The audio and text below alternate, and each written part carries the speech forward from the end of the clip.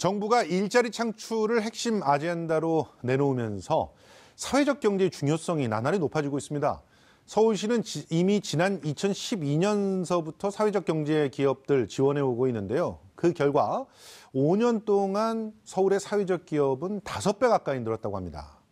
과연 사회적 경제에 어떤 힘이 있는지, 또 사회적 경제 기업들이 우리 사회에 어떤 영향을 미칠 수 있는지 오늘 집중적으로 알아보겠습니다. 먼저 사회적 경제의 목표와 방향성 짚어주실 서울시 사회적경제지원센터의 윤희령 지역화전략실장님 모셨습니다. 안녕하세요. 예, 안녕하세요. 예.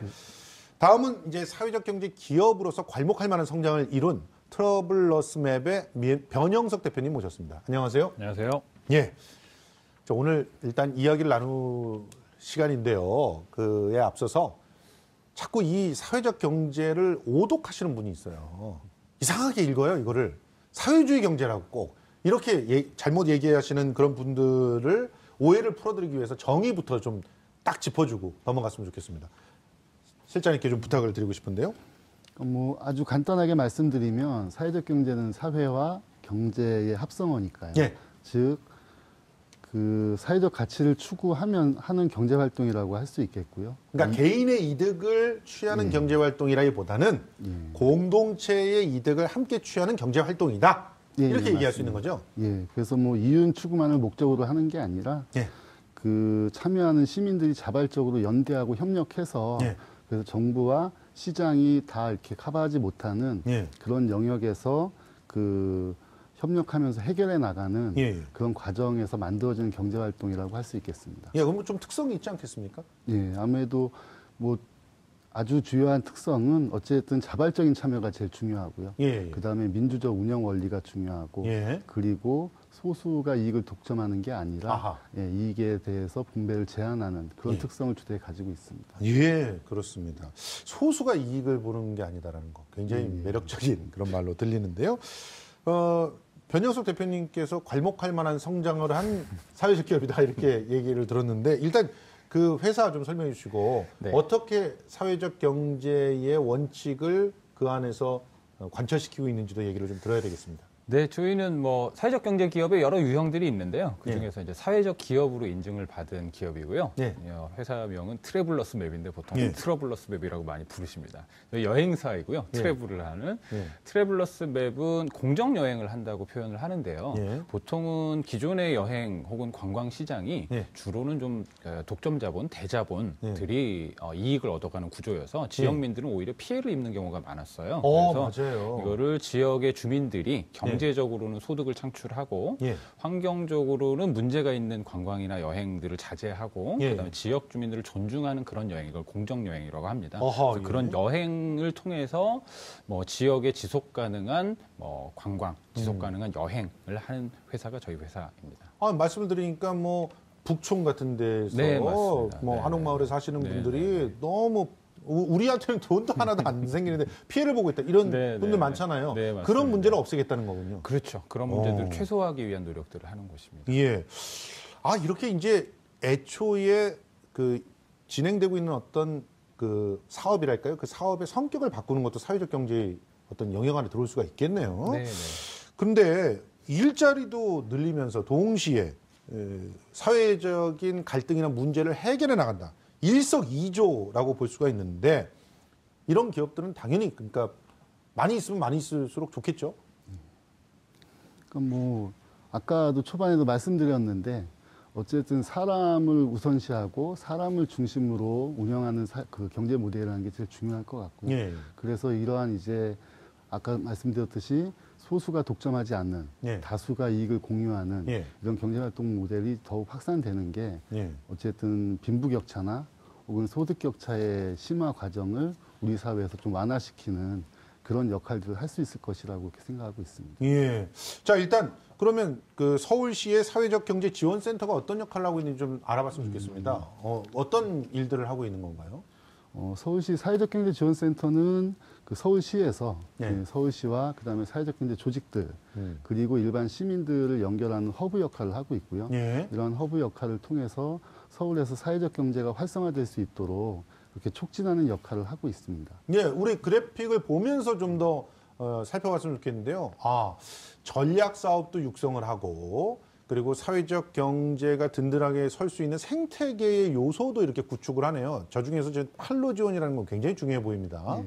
그리고 또 시민에게 홍보를 하고 또 정책을 연구하는 이런 역할들도 하네요. 예, 그래서 초기에 기업이 이제 설립 단계부터 그 다음에 여기 이제 앞에 나와주신 트러블러스 맵 대표님처럼 그렇게 성장한 기업까지 단계별로 필요한 지원들이 맞춤형으로 지원될 수 있도록 전략 사업 수준부터 일상적인 경영 지원 사업까지 그렇게 지원을 하고 있습니다. 우리 저 그래픽을 다시 한번 보여주시면서요. 변 대표님 얘기를 좀 들어봤으면 좋겠는데 어떤 영역에서 구체적으로 도움을 받으셨는지 표를 보면서 설명해 주시면 훨씬 더 시청자 여러분들께서 이해하기 쉬우실 것 같아요.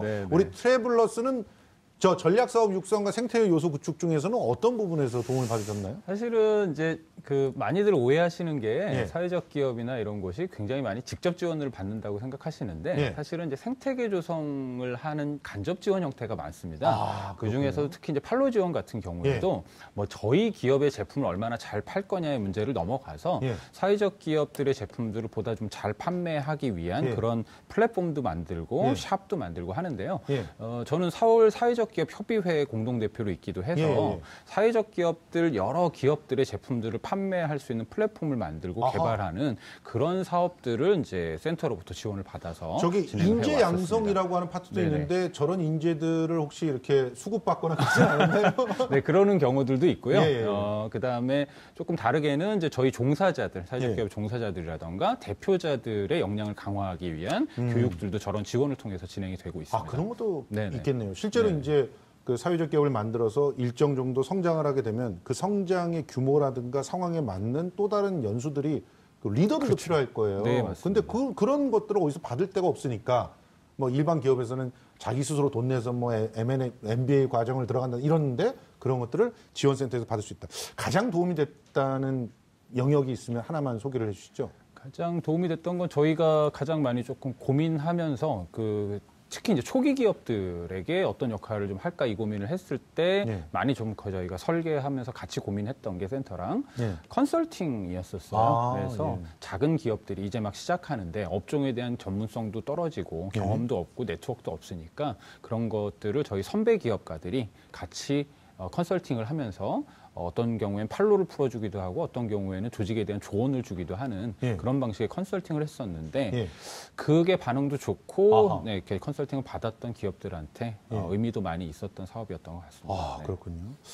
자, 일단 실장님, 사회적 기업의 대표로서 이제 변 대표님이 나와 계신데 이렇게 사회적 경제 안에는 사회적 기업 말고도 다른 기업들이 되게 많잖아요. 좀 어떤 종류들이 있는지 좀 간단하게 말씀을 해주시면. 사회적 기업뿐만이 아니라 뭐 협동조합, 자활기업, 마을기업, 뭐 소셜벤처, 뭐 장애인 기업 등등 이렇게 다양하게 사회적 경제를 이루고 있습니다. 일단 장애인 기업들은 장애인들이 직접 일을 한다거나 장애인들을 위한 그런 기업이라고 볼 수 있겠는데 고용을 창출하기 위한 기업이고요. 소셜벤처는 어떤 그 회사들이라고 보는 거죠? 뭐 우리 사회의 어떤 문제 해결을 그 기업의 미션으로 가지고 그 새로운 약간 방법 혹은 혁신적인 방법들을 통해서 그 사업, 그 미션을 달성하기 위한 그런 주로 이제 청년들이 많이 시도하는 그런 벤처, 소셜 벤처라고 할 수 있겠습니다. 요즘에는 이제 마을 기업이라든가 자활 기업들이 많이 생겨나고 있는 것 같은데 이런 기업들이 어떤 사회적인 가치를 구축하고 있는 것이죠?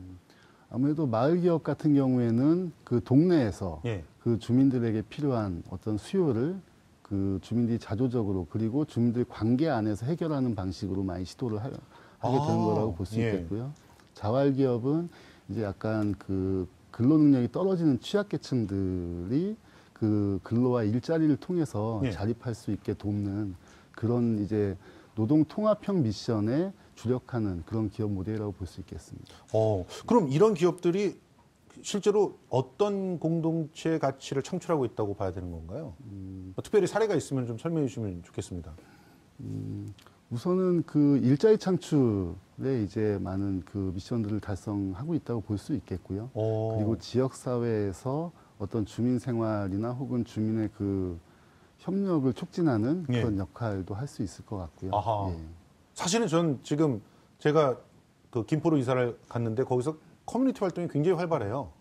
근데 이 커뮤니티 활동들이 조금 더 전문화되면은 이런 마을 기업이 될 수 있겠더라고요. 그 네, 동네 맞습니다. 안에서 서로 정보를 교류하고 실제로 그 아나바다 그 서로 뭐 중고 제품들 싸게 팔고 이런 굉장히 활발하거든요. 그런데 이런 것들을 좀 잘 육성해가지고 뭔가 좀 그 마을 기업을 만들다고 한다면 그 안에 뭐 지금 경력 단절된 여성들이 들어가서 일을 할 수도 있고 굉장히 괜찮을 것 같다는 생각이 들었는데 그런 그 사례들을 창출하고 있는 것 같습니다. 그런데 일상생활에서 이런 그 사회적 경제 그 안에 있는 어떤 기업들 뭐 쉽게 이용할 수가 있나요? 지금 아직까지는 우리 피부에 잘 와닿지가 않아서 예, 잘 그래서- 시청자들이 잘 모르실 것 같아요.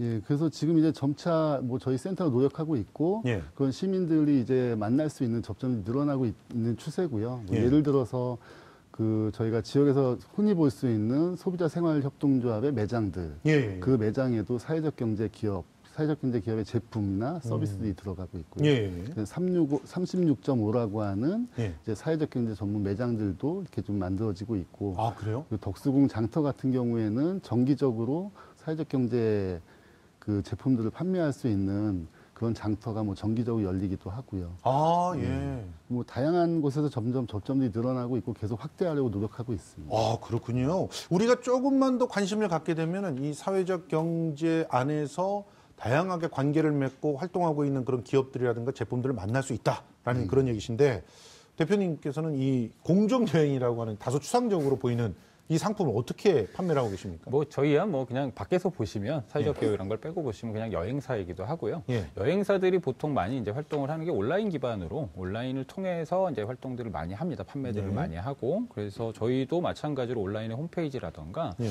아니면 블로그에 정보들을 제공하는 방식으로 소비자와 만난다던가 아니면 예. SNS를 활용하거나 하는 방식들을 많이 이용하고 있습니다. 아, 그러면 이 공정여행이라고 하는 특성을 알기가 힘들잖아요.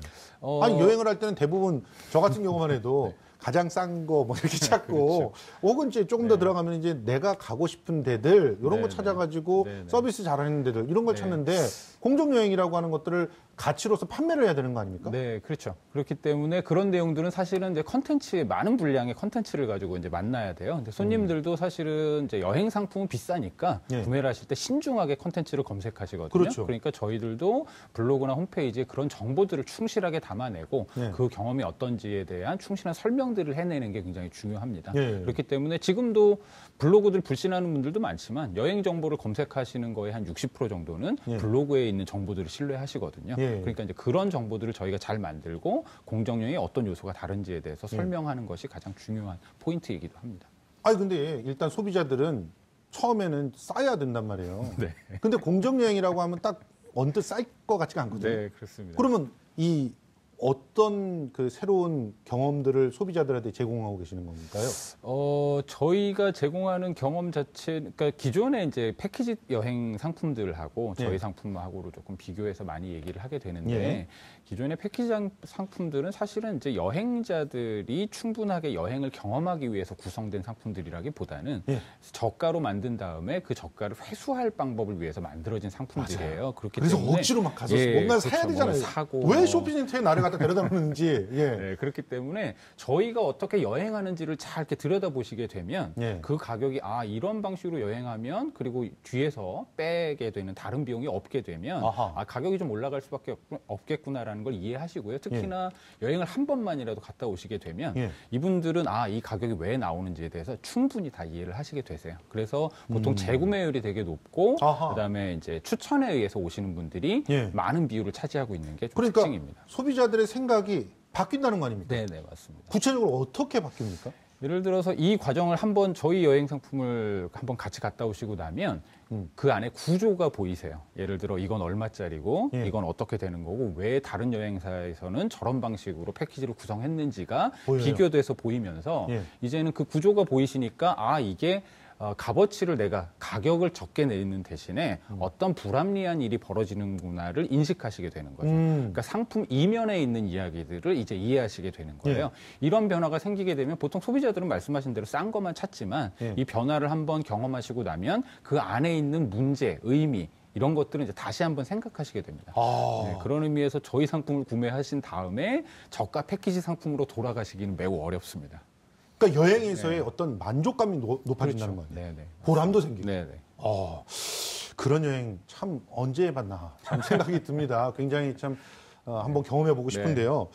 서울시에는 지금 얼마나 많은 사회적 경제 기업이 있나요? 뭐 협동조합, 뭐 마을기업, 자활기업, 사회적 기업 다 합쳐서 예. 현재 한 3,900여 개의 기업들이 있고요. 예. 그리고 또 노동부의 사회적 기업과 육성 사업을 통해서 매년 아까 말씀드렸던 소셜벤처가 예. 100개 정도가 계속 등장을 하고 있습니다. 엄청나게 많습니다. 지금 3,900개만 해도 엄청나게 많은데 매년 100개씩은 일단은 더 생긴다는 거고 계속적으로 확장될 것 같은데 근데 일단 이 기업들이 다 살아남을 수는 없을 거 아니에요. 그러니까 무엇보다도 이 기업들끼리 서로 연대도 하고 정보도 교류하고 이런 게 굉장히 중요할 것 같거든요. 맞습니다. 근데 그 이제 연대가 사실 기업이다 보니까 사실은 이제 사업을 같이 하는 연대가 좀 중요한 것 같고요. 예. 그래서 뭐 약간 광진구의 좀 사례를 말씀드리면 광진구에서 진행되는 이제 노인 돌봄 클러스터 사업 같은 경우에 그 지역 안에 있는 예를 들면 청소를 제공하는 기업과 급식을 제공하는 기업과 정서 돌봄을 제공하는 기업과 건강 돌봄을 제공하는 기업 이런 기업들이 전부 자기들의 서비스를 묶어서 하나의 패키지로 만들고 그리고 지역에서 그 기존의 그 복지 전달 체계에서 약간 빠져 있는 혹은 사각지대에 있는 분들에게 그 서비스를 통합적으로 제공하는 그런 실험들을 지금 하고 있습니다. 그래서 이런 사회적 경제 기업들 간의 협력과 연대는 사실 이런 사업을 통해서 서로가 성장하는 방식으로 이루어지는 게 좀 이렇게 주된 방향이라고 볼 수 있을 것 같습니다. 그야말로 네트워크의 중요성을 굉장히 잘 설명해 주신 것 같은데요. 그런데 제가 아까 커뮤니티 말씀을 드렸지만 지금 우리 실장님 말씀하신 것도 이미 이 지자체 내에 있는 또 지역 내에 있는 다양한 조직들, 그러니까 뭐 기업은 아닌 그런 조직들이 뭔가 네트워크를 맺거나 혹은 새로운 가능성들을 그 안에서 창출해서 사회적 기업의 형태로 발전하면 그게 굉장히 도움이 될 거라고 생각이 되는데 혹시라도 이 사회적 경제 기업들을 만들거나 도전하고 있는 분들은 그런 분들이 많으신가요? 그 이전에 이제 그 어떤 조직이랄까 이거 뭐라고 설명해야 될까? 뭔가 이 민간에서 그냥 활동하시는 분들이 있잖아요. 그런 분들이 많이 도전하시는 거예요? 그러니까 뭐 잘 아시다시피 지금 또 서울시가 한 축에서는 마을 공동체 사업, 마을 활성화 사업들이 많이 진행되고 있으니까요. 그러니까 얘기해 주신 대로 그런 주민들의 자조적인 자발적인 활동들이 밑에서 이렇게 진행이 되다가 그 중에 어떤 사업들은 이것이 우리가 같이 경제 공동체 모델로 한 단계 더 나갔을 때 우리 지역사회에서 일자리 창출이라든가 아까 얘기해 주신 대로 뭐 경력단절 여성이 그걸 통해서 일을 만든다든가 그런 식의 공동의 이익을 더 크게 만들 수 있겠다. 그러면 이제 그 사회적 경제 기업으로 발전할 수 있을 거고요. 그런 과정을 통해서 성장하는 게 사실은 사회적 경제 기업이 지역에 뿌리 내리는 그리고 지속 가능성을 더 높이는 방식이라고 볼 수 있겠습니다. 그렇습니다. 그런데 지금 이 시장이라고 하는 것은 사실은 사회적 경제 기업만을 위한 시장은 없잖아요. 그러면 나가서 경쟁력이 있어야 될 텐데. 근데 실제로 밖에 나가면 굉장히 참 연약한 하나의 그 중소기업이 도전하는 그런 결과가 이루어지잖아요. 그러면 일정 기간 동안은 좀 인큐베이팅을 좀 해야 되지 않겠어요? 좀 어느 정도 시장을 제공해주고 그러면서 좀 살아남을 수 있게 해줘야 되지 않겠어요? 그래서 이제 그런 부분에 대한 역할을 사실은 그 공공조달 시장이 그 역할을 좀 많이 해주고 있다고 볼 수 있겠고요. 서울시가 매년 올해 같은 경우에 이제 1,300억 정도의 그 공공구매 사회책임 조달 목표액을 이제 설정을 하고 있는데 그런 시장에 대한 기회를 좀 열어주고 또 거기에 들어갈 수 있게 그 저희 센터 같은 곳에서 기업들을 지원해주고 해서 공공조달 시장에서 처음에 그런 훈련 혹은 트레이닝을 통해서 기업이 성장할 수 있는 기회를 얻을 수 있게 그런 마중물 역할을 해주고 있습니다. 이제서야 우리 지원센터가 허브라고 하는 말이 정확하게 이해가 되네요. 그러니까 이 센터를 딱 중심에 놓고 여러 가지 기업들이 같이 들어와서 뭐 이것저것 배울 수도 있고 도움도 받을 수도 있고 심지어는 그런 공공에서 이렇게 반드시 또 공공을 위해서 써야 되는 예산들을 이렇게 수혜를 받을 수도 있고 근데 그것도 또 시장이라고 하는 형태를 통해서 경쟁력을 키워나가면서 수혜를 받는 거 이러다 보면은 일정한 성장을 이룬 그런 회사들이 나올 것 같은데 좋은 사례가 있습니까 지금? 뭐 이렇게 지금 생각나는 기업은 그러니까 뭐 그 푸른환경이라는 이제 청소 사회적 기업인데요. 예. 처음에 이제 자활 공동체로 시작을 해서 예. 지금 이제 연매출 100억이 넘어가는 기업으로까지 성장을 했는데 대단한데요? 예, 한 400여 명 정도의 취약계층을 지금 고용하고 있는. 예. 그래서 이 기업이 성장할 수 있었던 계기가 그 도시철도공사라는 공기업이 예.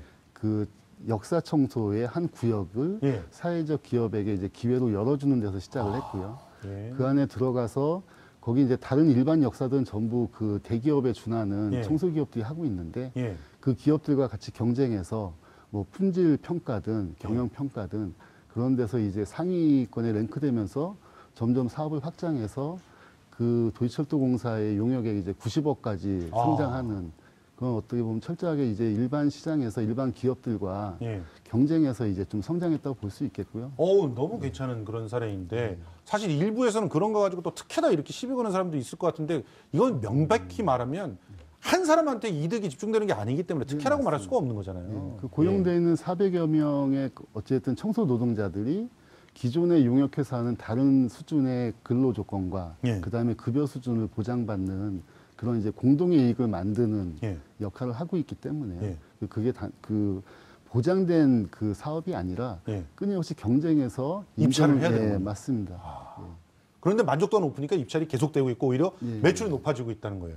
자, 그러면 대표님, 네. 지금 센터 실장님께서 우수 사례로 얘기를 안 하셨는데 혹시 운영을 하면서 네. 어려운 점 같은 건 없어요? 어려운 점은 많이 있죠. 가장 큰 문제가 이제 자본 조달이 굉장히 어려울 수밖에 없습니다. 예. 그러니까 이게 다른 뭐 제조업들처럼 시설이나 아니면 뭐 부동산 기반들을 가지고 있는 자산이 있는 기업들이 예. 아니다 보니까 담보 능력이 없고요. 맞아요. 매출액이 크지 않으니까 개인의 신용도 정도를 가지고 배출을 받다 보니 굉장히 자본 조달 능력이 떨어집니다. 맞아요. 그래서 이 문제를 어떻게 해결해야 되느냐가 저희들의 좀 가장 큰 고민이었고요. 그래서 최근에 이제 정부에서 사회적 금융 활성화 방안을 좀 만들었는데 예. 사실 그런 것이 저희에게는 굉장히 중요한 기회이지 않을까라고 생각을 하고 있습니다. 예. 마지막으로 우리 대표님께서 예비 창업자들에게 짧게 당부 말씀 한마디 좀 부탁드릴게요. 쉽게 생각하지 말고 예. 사회적 경제라는 건 어떻게 보면 자기가 해결하려고 하는 문제가 있는지 예. 그래서 정말 그것에 절실함이 있다면 한번 예. 도전해 봐라. 예. 하지만 쉽게 하면 후회하거나 예. 어려워할 수 있다. 예. 이런 말씀 드리고 싶습니다. 우리 서울시 사회적경제지원센터의 목표 좀 간단하게 좀 정리해 주시죠. 예, 뭐 여러 가지 중에서도 올해 저희가 좀 이렇게 집중하고 싶은 건 시민들의 생활을 실제 변화시키는 그 영향을 줄 수 있는 그런 사업들을 올해는 좀 집중하는 것을 생각을 하고 있고요. 예. 대표적으로는 예를 들면 아파트 단지 하나가 어떤 사회적 경제가 작동하는 그런 공동체를 만드는 방식을 지금 좀 고민을 하고 있습니다. 이게 좋은 사례가 되면 또 다른 지자체들이 열심히 또 벤치마킹을 하겠죠. 예, 그런 좋은 사례들을 좀 만들어 주시기를 기대해 보겠습니다. 자, 지금까지 서울시 사회적경제지원센터 윤희령 지역화전략실장님 그리고 또 사회적 기업 트러블러스 맵의 변영석 대표님 모시고 사회적 기업의 역할과 비전에 대해서 얘기 나눠봤습니다. 두 분 고맙습니다. 감사합니다. 고맙습니다.